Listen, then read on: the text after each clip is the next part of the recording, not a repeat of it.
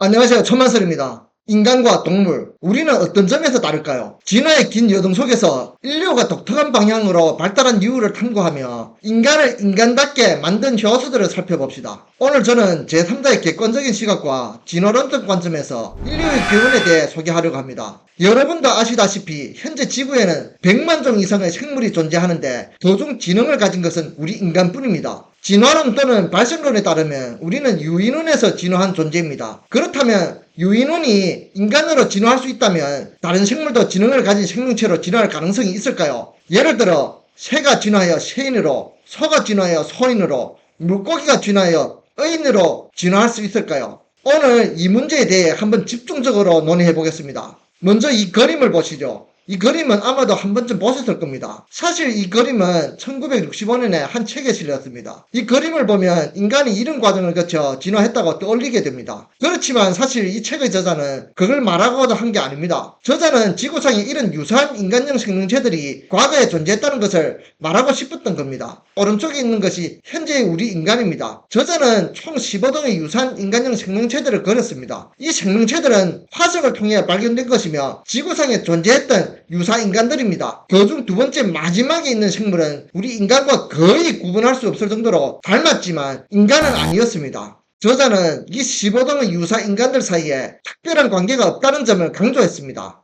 화석에서 이들 유사 인간들이 우리와 어떤 진화적 관계를 가졌는지는 알 수 없다는 것입니다. 이 그림에 그려진 것 중에서 우리 인간을 제외한 나머지 생명체들은 모두 멸종했습니다. 그들이 왜 멸종했는지에 대해서는 아무도 정확히 알지 못합니다. 다만 우리는 그들과 함께 공존했던 시기가 있었습니다. 그러나 그들은 멸종했고 우리는 살아남았습니다. 왜 오직 우리만 살아남았을까요? 이에 대한 한 가지 가설은 우리가 더 영리하고 총명하기 때문이라는 것입니다. 우리는 옷을 만들어 입을 줄 알고 도구를 만들어 일을 할 줄 알고 불을 사용할 수 있었기 때문입니다. 그러나 멸종한 이들 중에서도 네안데르탈인이라는 인종이 있었습니다. 네안데르탈인은 현생 인류와 거의 동시에 지구에 나타났지만 약 3만 년 전에 멸종되었다고 알려져 있습니다. 어떻게 그들이 멸종했다는 것을 알 수 있었을까요? 3만 년 전에 네안데르탈인 화석이 발견되지 않았기 때문입니다. 그래서 그들이 그때 멸종했다고 우리 인간들이 추측하는 것입니다. 네안데르탈인의 뇌용량은 1450cc로 우리 현대인의 뇌용량이 1350cc보다 대략 100cc 정도 더 큽니다. 이 차이가 크지 않다고 생각할 수 있지만 사실 네안데르탈인은 모두가 아인슈타인일 정도로 더 똑똑했을지도 모릅니다. 그렇다면 왜 그들이 멸종했을까요? 그렇지만 이로 인해 우리가 더 똑똑하기 때문에 살아남았다는 이론은 성립되지 않습니다. 또 다른 의견은 네안데르탈인이 사실 멸종하지 않았다는 것입니다. 그들이 우리보다 더 똑똑했기 때문에 우리보다 더 빠르게 발전했을 수 있습니다. 추측컨대 그들이 우리보다 높은 문명을 이룩했고 그들은 결국 우주로 올라갔거나 지하로 내려갔다는 것입니다. 그럼 인간이 어떻게 현재 인류로 진화했는지를 알아보려면 먼저 인간의 특징을 살펴봐야 합니다. 첫 번째 특징은 바로 직립보행입니다. 자연계에서 직립보행을 하는 것은 인간뿐입니다. 개나 원숭이도 잠시 직립보행으로 걸을 수 있지만 주로 네 발로 걷습니다. 인간이 왜 직립보행을 하게 되었을까요? 일반적으로 손을 사용하기 위해 직립보행을 하게 되었다고 추측됩니다. 하지만 원숭이나 개, 곰도 손을 사용할 때가 있는데 이들은 직립보행을 하지 않습니다. 한 가지 가능한 설명은 무거운 물건을 운반하기 위해서입니다. 물건을 들 때는 손을 땅에 대고 걸을 수 없기 때문에 점차 서서 걷게 되었다는 것입니다. 왜 원시인은 무거운 물건을 옮겨야 했을까요? 그럼 그들이 운반한 것은 무엇일까요? 이 부분이 외계 생명체의 창조설과 연결될 수 있습니다. 예를 들어 아누나키라는 외계 생명체를 도와 금을 운반하는 역할을 했을 가능성이 있다는 설이 있습니다. 인간이 왜 아누나키를 위해 금을 캐야 했는지에 대해서는 전에 올린 역사를 바꾼 돌이라는 영상에서 언급했으니 그 영상을 보시면 확인하실 수 있습니다.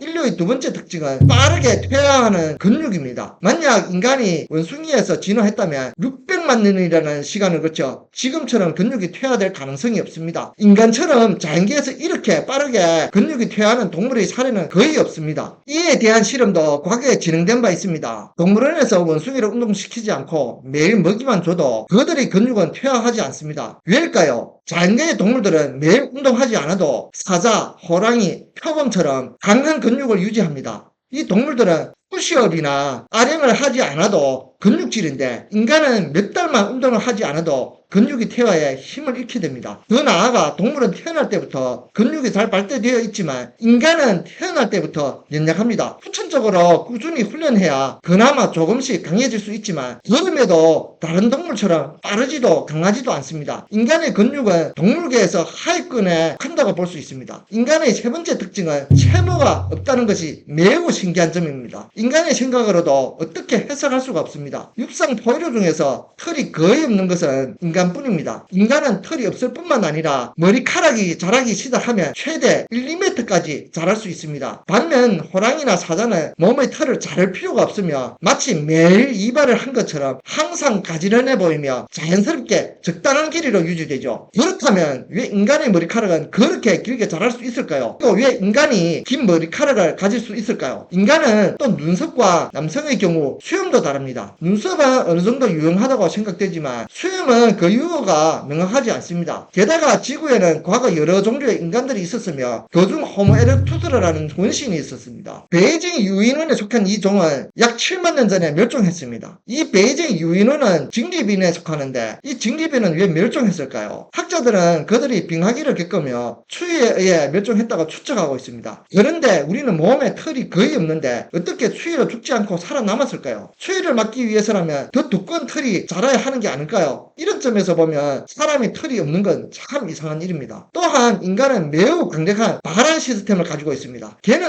아무리 뛰어도 몸에서 땀을 흘리지 않지만 인간은 조금만 뛰어도 머리에서 땀이 흘러내립니다. 사자나 호랑이도 땀을 흘리지 않습니다. 그렇다면 왜 인간만 땀을 많이 흘리도록 진화했을까요? 이것이 무엇을 의미하냐면 인간의 몸은 열을 발산하기 위해 설계되었음을 보여줍니다. 한마디로 결국 아누나키를 위해 지하에서 금광을 캐는 역할을 했다는 것이죠. 특히나 매우 더운 환경이었기 때문에 분명 지구 표면이 아닌 곳에서 작업한 것이죠. 왜냐하면 지구는 약 600만 년 전 원숭이가 처음 등장했을 때부터 지금까지 한 번도 특별히 덥지 않았습니다. 특별히 덥지 않았을 뿐만 아니라 지구는 여러 차례 빙하기를 겪었습니다. 다시 말해 지구는 조금 따뜻해졌다가 매우 추워지고 다시 조금 따뜻해졌다가 매우 추워지는 과정을 반복해온 것이죠. 그런데 인간은 이러한 생활 조건 속에서 어떻게 털을 태화시키면서도 살아남았을까요? 네 번째는 자연계에서 눈에 흰자위가 있는 건 사람만의 독특한 특징입니다. 다른 동물들에게서는 매우 드물죠. 시각 기능 측면에서 보면 눈의 흰자위는 사실 특별한 역할이 없습니다. 따라서 자연계의 이론상 눈의 흰자위는 필요 없는 것이고 그렇기 때문에 대부분의 동물들은 눈의 흰자위를 가지지 않는 것이 합리적입니다. 그렇다면 왜 사람만은 반드시 눈의 흰자위를 가지고 있을까요? 현재의 추측으로는 눈의 흰자위는 의사소통을 위해 발달했다는 것입니다. 언어가 없었던 시절에 인간은 눈빛을 통해 서로 소통했는데 눈빛으로 소통할 때는 눈의 흰자위가 중요한 역할을 했을 것입니다. 눈의 흰자위가 있으면 눈의 움직임과 방향이 더 잘 드러나기 때문에 시선을 통해 의사소통하기에 훨씬 효과적이었을 것으로 보입니다. 예를 들어 당신이 이쪽을 봐라 라고 말할 때 만약 눈에 흰자위가 없다면 상대방이 어디를 보고 있는지 알아차리기 어려울 겁니다. 그래서 인간이 눈 흰자위를 갖게 된 이유는 단순히 눈 흰자위가 진화했다는 것이 아니라 눈 흰자위가 생긴 이유가 의사소통을 위한 것이었다는 것입니다. 다른 동물들은 그런 필요가 없었지만 인간은 의사소통이 필수적이었습니다. 이 점은 참 이상하죠. 다른 동물들은 필요 없었는데 말이죠. 왜 인간만이 이런 의사소통이 필요했던 걸까요? 이것은 자연계에서 의사소통이 반드시 필요한 것은 아니지만 인간은 특별히 그 필요성을 느꼈고 이에 따라 눈의 흰자위가 잘 진화했다는 것을 보여줍니다. 인간의 눈은 흰자위와 검은 눈동자 비율 덕분에 먼 거리에서도 상대방의 시선이나 표정, 의도를 쉽게 알아볼 수 있게 되었죠. 말이나 소리를 내지 않고도 의사소통이 가능하니 특히 사냥할 때 매우 유용했을 겁니다. 그렇지 않으면 눈의 흰자위는 딱히 다른 용도가 없을 테니까요. 예를 들어 외계인이나 그레이 같은 존재들이 그렇듯이 그들이 어디를 보고 있는지 전혀 알 수 없죠. 게다가 그들은 표정도 없으니 더욱 그렇습니다. 이 관점에서 보면 눈 흰자위는 매우 중요한 역할을 합니다. 사실 눈썹도 비슷한 기능을 하죠. 눈썹이 있으면 감정을 표현하는 것이 훨씬 쉬워지죠. 사람의 얼굴에서 눈썹이 감정 표현을 도와주기 때문에 감정을 소통하기 위한 중요한 도구라고 할 수 있습니다. 게다가 눈썹은 머리에서 흘러내리는 땀을 막아주는 실용적인 역할도 하죠. 동물들은 표정이 없다고 할 수 있습니다. 인간의 표정은 주로 의사소통을 위해서 사용되는데 동물들은 인간처럼 복잡한 의사소통이 필요하지 않기 때문에 표정이 거의 없거나 발달하지 않습니다. 다시 말해 동물들은 인간처럼 표정을 통해 소통할 필요가 없기 때문에 표정이 없는 것이죠. 방금까지는 인간의 하드웨어적인 부분에 대해 이야기했습니다. 이제는 소프트웨어적인 부분을 살펴보겠습니다. 첫 번째 특징은 인간과 동물 시스템의 가장 큰 차이 중 하나는 바로 언어입니다. 동물들은 이 언어를 가지고 있지 않죠. 여기서 말하는 언어란 단순히 단어를 의미하는 것이 아니라 문장을 사용하여 소통하는 방식을 뜻합니다. 문법이 있는 언어를 통해 인간은 매우 복잡한 의사소통을 할 수 있습니다. 동물들도 소리를 내거나 울음을 통해 신호를 전달할 수는 있지만 인간처럼 복잡한 소통은 불가능합니다. 현재까지 관찰로는 단독으로 생활하는 동물이든 군집 생활을 하는 동물이든 심지어 사회적 구조를 가진 동물, 예를 들어 개미나 벌 같은 동물도 언어를 가지고 있지 않습니다. 이것은 자연계에서 언어가 꼭 필요하지 않기 때문입니다. 신호만으로 충분히 소통이 가능하죠. 동물들은 단순히 신호를 통해 필요한 정보를 주고받으며 생존하고 사회적 활동을 이어가는 반면 인간은 언어를 통해 더 복잡한 정보와 감정, 사고를 표현할 수 있도록 진화했습니다. 예를 들어 동물들은 위험이 닥치면 단순히 위험해! 라고 외치면 되는 거죠. 모두가 그 신호를 듣고 도망가면 그만입니다. 굳이 복잡한 말이 필요하지 않다는 거죠. 자연계에서 어떤 것이 탄생하려면 그것이 필요성을 가져야만 합니다. 불필요한 것은 자연계에서 발생하지 않습니다. 이론적으로 보면 언어는 자연계에서 굳이 생겨날 필요가 없는 것이죠. 하지만 인간에게는 언어가 필요했고 실제로 언어가 탄생했으며 인간은 이를 통해 복잡한 소통과 문명을 이루게 되었습니다. 이는 인간의 진화 과정에서 의사소통이 매우 중요한 역할을 했음을 보여줍니다. 언어가 인간이라는 종에서 발전하고 확장된 것은 언어가 우리에게 필수적이라는 것을 의미합니다. 역사상 어느 순간 원숭이든 고대 인류든 그들이 언어를 사용해야만 했던 중요한 시점이 있었을 겁니다. 그때 언어가 없으면 생존할 수 없는 상황이 닥쳤을 가능성이 큽니다. 하지만 그 구체적인 상황이 무엇이었는지는 지금으로서는 상상하기 어렵죠. 또한 언어에는 인간들만이 할 수 있는 특징이 있습니다. 언어는 거짓말을 할 수 있다는 점이 있고 또한 미래를 묘사할 수 있다는 것입니다. 이 두 가지는 다른 동물들이 인간을 따라 할 수 없는 것입니다. 거짓말을 통해 상황을 조장하거나 미래를 예측하고 계획을 세우는 등의 능력이 언어를 통해 가능해졌습니다. 이는 인간이 복잡한 사회를 형성하고 협력하는 데 중요한 역할을 했을 것입니다. 자연계에서 미래를 묘사하거나 거짓말을 하는 것은 전혀 필요 없는 행동입니다. 하지만 인간의 역사 속에서 어느 순간 미래를 설명하거나 거짓말을 해야만 하는 상황이 나타났을 가능성이 있습니다. 두 번째는 인간의 특별한 능력 중 하나는 기록입니다. 이 점은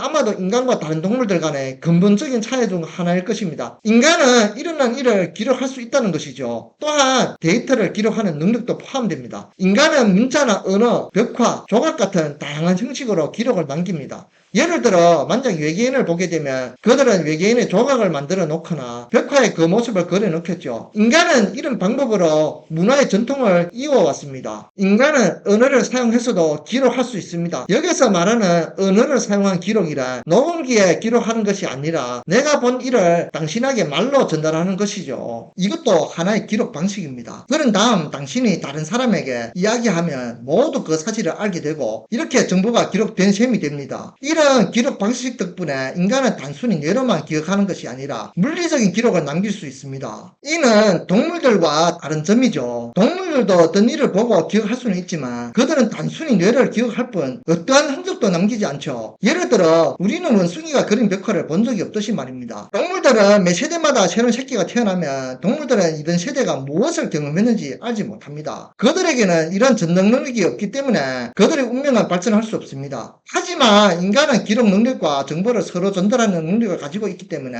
경험과 지식을 세대 간에 전달할 수 있고 이를 통해 문명이 발전할 수 있게 된 것이죠. 그리하여 새로 태어난 사람들은 이전 세대의 지식과 경험을 빠르게 배울 수 있습니다. 그 덕분에 빨리 성장하고 점점 더 능력이 향상되죠. 이것이 아마 인간과 동물의 가장 큰 차이일 것입니다. 언어 능력이든 기록 능력이든 모두 우리의 뇌에서 비롯된 능력입니다. 그렇다면 우리 인간의 뇌는 동물의 뇌와 어떻게 다른 것일까요? 현재까지의 연구에 따르면 인간의 뇌는 사실 동물의 뇌와 큰 차이가 없다고 합니다. 물론 인간의 뇌가 동물들보다 조금 더 발달한 건 사실이지만 동물들의 뇌도 상당히 발달해 있습니다. 그들도 꽤 영리하고 빠르게 반응할 수 있죠. 심지어 우리의 뇌는 동물계 전체에서 보았을 때 가장 뛰어난 뇌라고 할 수도 없다는 의견도 있습니다. 신경세포 뉴런의 개수만 놓고 보면 인간은 고래나 돌고래와 비교할 수 없을 정도로 적습니다. 뇌가 차지하는 비율을 몸과 비교했을 때 인간은 거미와도 비교가 안 됩니다. 거미의 경우 몸의 80%가 뇌로 구성되어 있을 정도죠. 이는 단순히 뇌의 크기나 신경세포의 수만으로 지능을 판단할 수 없다는 것을 보여줍니다. 뇌용량이든 비율이든 여러 측면에서 인간의 뇌가 특별하다고 할 수 없으며 우월한 점도 없습니다. 적어도 지구를 지배할 정도는 아니고 우리가 느끼는 만큼 동물들과 큰 차이가 날 정도도 아니죠. 게다가 사람의 뇌는 태어날 때부터 그렇게 뛰어난 것도 아니라고 발견되었습니다. 금방 태어난 아이는 말을 가르치지 않으면 평생 말을 하지 못하고 보통의 동물과 다를 바 없을 겁니다. 실제로 실험이 진행된 적도 있습니다. 태어나자마자 격리되어 감금된 아이들에 대한 사례가 있었죠. 그런 아이들을 대상으로 재활치료를 진행하며 그들에게 말을 가르치려는 시도를 한 적이 있습니다. 나중에 발견된 사실은 어린 시절에 언어를 배우지 못한 아이들이 자라서 단어는 배울 수 있지만 결국 말을 유창하게 할 수 없다는 것이었습니다. 그들은 문법을 이해하지 못했죠. 왜 이런 현상이 발생할까요? 이는 인간의 언어 형성에 임계연령이라는 것이 있기 때문입니다. 그 연령대는 3세에서 5세 사이로 이 시기에 언어를 접하지 않으면 그 이후에는 언어를 배우지 못하게 됩니다. 이 현상은 피라 악린이 수를 세는 개념을 배울 수 없는 것과 비슷합니다. 어렸을 때부터 숫자가 무엇인지 모르면 임계연령을 넘긴 후에는 숫자가 무엇인지 영원히 이해할 수 없게 됩니다. 이 점에서 우리는 왜 고양이나 강아지가 우리가 시키는 대로 손을 들어 올리거나 안고 일어나는 것을 할 수 있지만 문장을 이해하지 못하는지 알 수 있습니다. 기능적으로 보면 고양이와 강아지의 뇌와 인간의 뇌는 단어를 이해하는 능력은 가지고 있지만 결국 문장을 이해하는 수준까지 도달하지 못합니다. 그렇지만 인간의 뇌가 특별한 점은 5세 이전에 문법을 배울 수 있다는 것입니다. 이 부분은 고양이나 강아지가 할 수 없는 능력이죠. 그러므로 우리 뇌가 아주 특별한 것은 아니지만 문법을 배울 수 있는 능력 덕분에 일반적인 동물과는 차별화된 점이 있다는 것입니다. 인간은 이상하게도 5세 이전에 문법을 배우기 시작할 수 있는 능력을 갖추게 됩니다.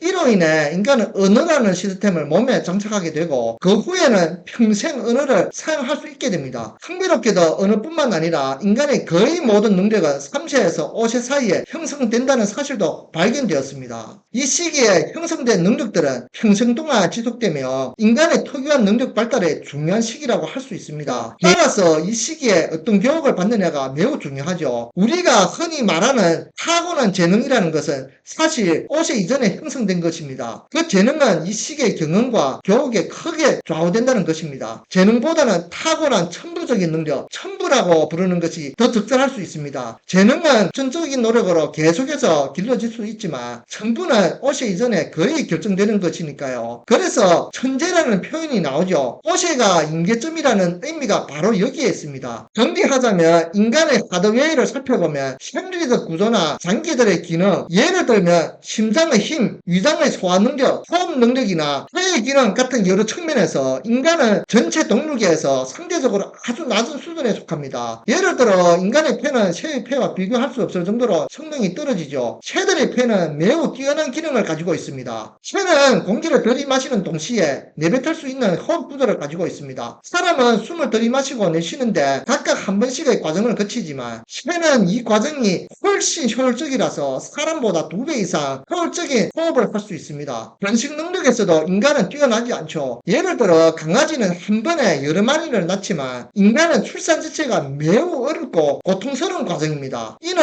자연스럽지 않은 특징이기도 합니다. 더군다나 인간은 힘이나 속도 면에서 매우 부족합니다. 반응 속도 역시 고양이나 강아지와 비교할 수 없죠. 그들이 장난감을 보고 순식간에 반응하는 걸 보면 그들이 빠른 속도를 알 수 있습니다. 고양이와 강아지의 반응 속도는 인간보다 5배 이상 빠릅니다. 그들의 후각, 시각, 청각 같은 감각면에서도 인간보다 훨씬 뛰어나죠. 인간은 동물계에서 감각 능력이 상대적으로 약한 편입니다. 게다가 우리는 추운 지구에서 살면서도 몸에 털이 없고 열을 잘 발산하는 특성을 가지고 있어 추위를 많이 탑니다. 자외선에도 매우 취약하죠. 아이러니하게도 우리는 햇빛이 필요하지만 동시에 자외선에 쉽게 피해를 입을 수 있죠. 이 모든 점들이 참 이상한 부분입니다. 생리적인 관점에서 본다면 인간은 결코 고등생물이 아닙니다. 우리가 과거에 지하에서 살았을 가능성도 있습니다. 지하에는 자외선이 없으니까요. 또 다른 가능성으로 인간이 물속에서 살았을 수도 있다는 생각이 듭니다. 물속 생물들은 털이 없고 물속에서는 자외선을 많이 받지 않기 때문에 자외선에 민감하지 않게 진화했을 가능성도 있죠. 심해나 지구 내부 같은 환경에서 살아왔을지도 모릅니다. 하지만 이런 약한 신체 아래에는 강력한 핵심 기능 뇌가 숨겨져 있습니다. 이를 비유하자면 낡고 허술한 컴퓨터에 최신형 CPU가 장착된 것과 같죠. 그리고 이 컴퓨터에는 매우 강력한 운영체제가 설치되어 있습니다. 마치 인간의 뇌와 정신체계가 윈도우 11처럼 강력한 시스템을 가진 것과 같습니다. 그러나 동물들은 마치 윈도우 98조차도 닿지 못한 상태, 그저 도스처럼 기본적인 기능만 수행하는 시스템에 가깝습니다. 반면에 인간은 윈도우 12와 같죠. 다양한 소프트웨어를 설치할 수 있고 논리적으로 개선할 수 있으며 상상력을 발휘하고 언어를 사용하며 기억도 할 수 있습니다. 또한 인간의 기억容量도 상당히 큽니다. 이처럼 인간의 뇌는 단순한 생물학적 기계가 아니라 매우 복잡하고 다재다능한 운영체제를 갖춘 존재라 할 수 있습니다. 왜 이렇게 허술한 컴퓨터에 강력한 시스템이 설치된 걸까요? 마치 이 시스템이 이 신체에서 자연스럽게 발생한 것이 아니라는 느낌이 듭니다. 만약 원숭이가 인간이 될 수 있었다면 다른 동물들도 인간이 될 가능성이 있지 않을까요? 예를 들어 코끼리는 매우 똑똑합니다. 코끼리도 언젠가 인간처럼 지능을 갖추고 진화할 수 있을까요? 돌고래, 쥐, 파충류나 조류도 사실 매우 지능적인 동물들입니다. 이들도 인간처럼 발전할 가능성이 있는지 궁금해집니다. 결국 특정 동물들이 인간처럼 고등한 지능을 갖추게 될 수 있는 가능성을 자연의 진화 과정에 따라 결정될 수 있지만 이들의 지능적 잠재력도 무시할 수 없습니다. 생물학적 관점에서 본다면 다른 동물들도 인간이 될 가능성은 충분히 있습니다. DNA 구조나 기능이 인간과 크게 다르지 않고 신체적으로도 그들은 매우 강력하며 지구 환경에 적응력이 뛰어납니다. 게다가 인간의 지능이 발달한 시간은 상대적으로 매우 짧습니다. 진화의 긴 과정 중에서 짧은 시간 안에 지혜를 얻었기 때문에 이 과정이 다른 동물들에게도 충분히 일어날 수 있습니다. 결국 자연적인 조건과 환경에 따라 다른 동물들도 지능을 발달시켜 인간과 비슷한 존재로 진화할 가능성은 존재한다고 할 수 있습니다. 생각해보면 인류 문명은 겨우 6,500년 전에 나타났습니다. 만 년도 안 된 시간이죠. 지구상의 다른 모든 생물들은 수십만 년에서 수억 년 동안 살아왔습니다. 그에 비해 인류는 만 년도 되지 않아 문명을 세웠습니다. 만약 다른 동물들이 언젠가 지혜를 갖게 된다면 그 과정도 매우 빠를 것이라고 생각됩니다. 개들의 도시, 고양이의 도시, 코끼리의 도시 같은 것들이 금방 생길 수 있겠죠. 만약 인류의 지혜가 자연적으로 발생한 것이라면 아누나키나 신이 준 것이 아니라면 왜 이런 자연 조건이 인간에게만 작용했을까요? 왜 다른 동물들에게는 지혜가 주어지지 않았을까요? 이 점은 결국 인간의 지혜가 자연 조건에 의해 발생한 것이 아니라 다른 원인이 있을 수밖에 없다는 것을 시사하는 것 같습니다. 인간보다 더 똑똑한 네안데르탈인의 멸종 역시 매우 비자연적인 일로 보입니다. 왜 유독 네안데르탈인만 멸종하고 현생 인류는 살아남았을까요? 이와 비슷하게 공룡 멸종도 다른 동물들은 살아남았는데 공룡만 멸종한 것이 이상하죠. 만약 소행성이 지구에 충돌했다면 모두가 멸종해야 할 텐데